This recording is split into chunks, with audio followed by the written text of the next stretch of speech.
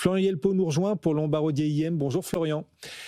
Bonjour, bonjour. Et parallèlement, les cours du pétrole et du gaz cet après-midi montent fortement. On le disait, en Europe, les cours du gaz sont en train de progresser sur le marché interne de 50%, plus 50%, parce que le Qatar a annoncé la suspension de sa production de GNL du fait d'attaques de drones sur certains sites.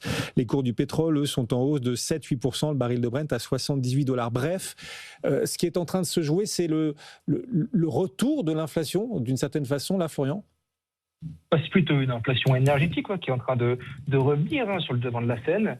Je pense que le point principal, c'est de tenter de mesurer l'ampleur de ce retour de l'inflation. Parce que tous les chocs d'inflation énergétique ne se ressemblent pas. D'après des analyses, une progression des prix du pétrole de l'ordre de 10%, c'est à peu près 40-50 points de base d'inflation en plus sur les grandes inflations, les grands indices inflation de la planète, sans réelle destruction de demande. Par contre, si on va au-delà de ça, si on observe une future progression, une augmentation de la progression des prix du baril, alors là, on serait sur une situation plus corsée, plus difficile, avec de la destruction de demande et en même temps de l'inflation. Vous connaissez ça aussi bien que moi, ça s'appelle la stagflation, et on a souvent de la peine à piloter ce genre d'environnement.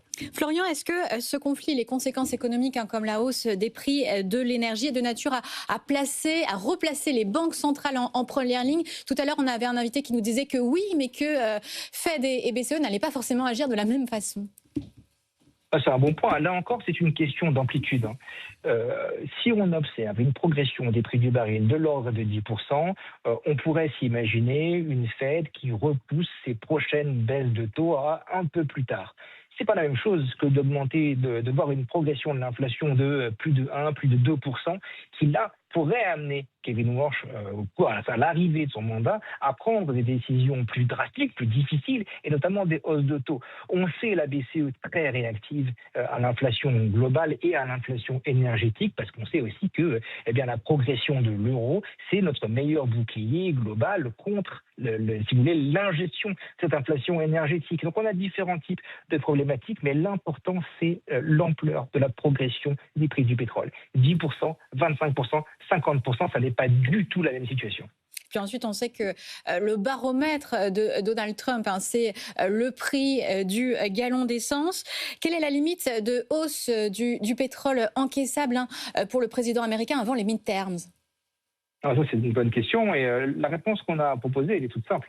C'est que aussi longtemps que la progression du prix du baril reste en deçà de 20%, dans l'ensemble, ça reste une inflation supportable et une inflation de court terme.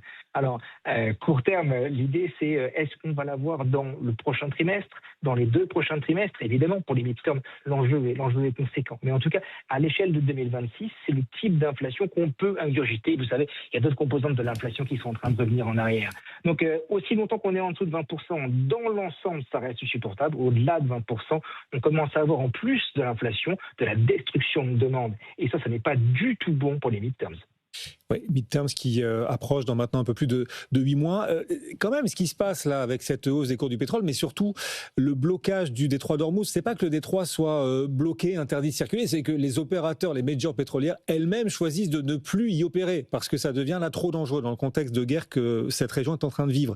Quel impact cela aura, donc ce détroit par lequel on ne peut plus vraiment circuler opérationnellement, pour la Chine et l'Inde qui sont de gros acheteurs de pétrole iranien ? Et pas que. Il faut penser aussi que quand on commence à désorganiser un processus aussi bien rodé, on est typiquement dans une situation où on va augmenter les coûts de circulation, les coûts de production globaux, si vous voulez, de ces matières premières.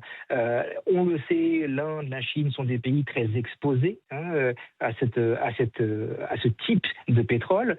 Et la sanction du marché aujourd'hui, en fait, elle est particulièrement prononcée justement pour les émergents. Donc, il faut bien observer quels sont les grands indices qui reculent, dans quelle ampleur, pour bien comprendre où sont les véritables enjeux, qui sont les véritables perdants d'un choc pétrolier. Probablement moins les États-Unis que l'Europe, probablement moins les États-Unis que le monde émergent asiatique.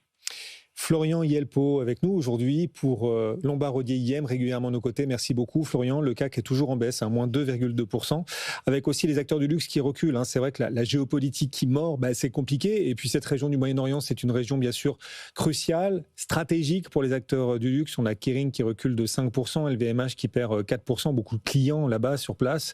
D'ailleurs, forcés de rester sur place pour un certain nombre d'entre eux du fait qu'ils ne peuvent plus prendre l'avion. Air France-KLM a annoncé tout à l'heure la prolongation de l'ailleurs haute de la suspension de ces mais vols. avec des boutiques fermées sur place à Dubaï. Donc, ils sont fermés. Donc ils sont obligés de rester, mais ils ne peuvent pas acheter.